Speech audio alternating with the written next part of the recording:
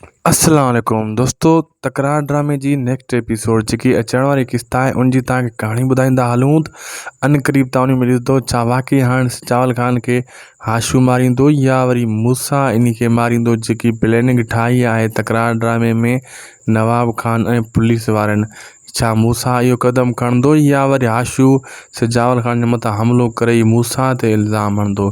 सॼी कहाणी तव्हांखे ॿुधायूं था इन नंढड़े वीडियो में। पहिरियां खे पूरो ॾिसो ऐं थी सघे तो उदासी टीवी यूट्यूब चैनल के ज़रूर सब्सक्राइब कजो। अगर फेसबुक पेज ते ॾिसी रहिया हो त इन खे फॉलो लाइक शेयर ज़रूर कंदा।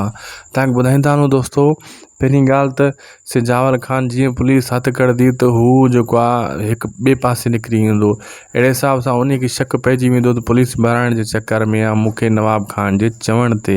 लेकिन नवाब खान परेशान हूंदो त अञा ताईं सिजावल खान खे कंहिं मारियो न आहे, ख़बर न आई आहे। पुलिस खां पुछंदो, पुलिस चवंदो, पुलिस वारा चवंदा त बाबा हू ॿिए पासे मथां निकिरी हुजे, शाम ताईं ज़ाहिर थिए पोइ अॻु वठिजो ऐं असांखे ॿुधाइजो।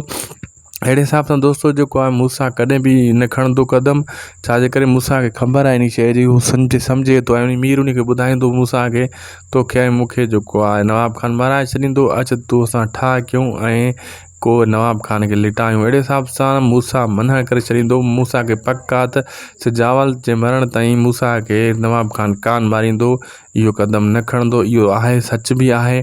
ऐं मीर जे ऑफर ठुकराए मूसा हुतां हलियो वेंदो ऐं सिजावल खे हाशू वारा अॻु ॾींदा, कोशिशि कंदा उन खे मारण जी, लेकिन उहे बि मारे न सघंदा सिजावल खान खे ऐं जेको आहे प्लैनिंग उन्हनि जी कुझु फेल थी वेंदी। अहिड़े हिसाब सां जेको नवाब खान जे दिलि में हुया मतिलबु ख़्वाहिशूं, उहे पूरियूं ख़ासि थी न सघंदियूं। ऐं अन क़रीब नेक्स्ट एपिसोड में तव्हां इहो बि ॾिसंदो त मूसा ते इल्ज़ाम हणण जी कोशिशि कई वेंदी सिजावल खान जीअं वरी मूसा सां विढ़े, छो त मूसा खां फ़िलहालु सिजावल खान हिकु पासे थी वियो आहे। उहो इहो दिलि में चाहे थो त मां जेको आहे मूसा जे आम्हूं साम्हूं अचां बि सही त उन खे मारियां न। जेको थी वियो सो थी वियो, दिलि में इहो ई आहे। मूसा बि इहो ई चाहे थो मां उन सां विढ़ां न। लेकिन नवाब खान इहो वार कराए मूसा जे मथां इल्ज़ाम हणाए सिजावल ऐं मूसा खे वरी विढ़ाइण जी पूरी प्लैनिंग ठाही वेठो आहे। इन ते अॻिते हली पाणी फिरी वेंदो। दोस्तों वीडियो पुॻो पंहिंजी पुॼाणी ते असांजे यूट्यूब चैनल ऐं फेसबुक पेज खे सब्सक्राइब फॉलो लाइक वीडियो खे शेयर ज़रूर कंदा। उदासी टीवी तव्हांजो चैनल आहे। असांखे ॾींदा इजाज़त। ख़ुदा हाफ़िज़।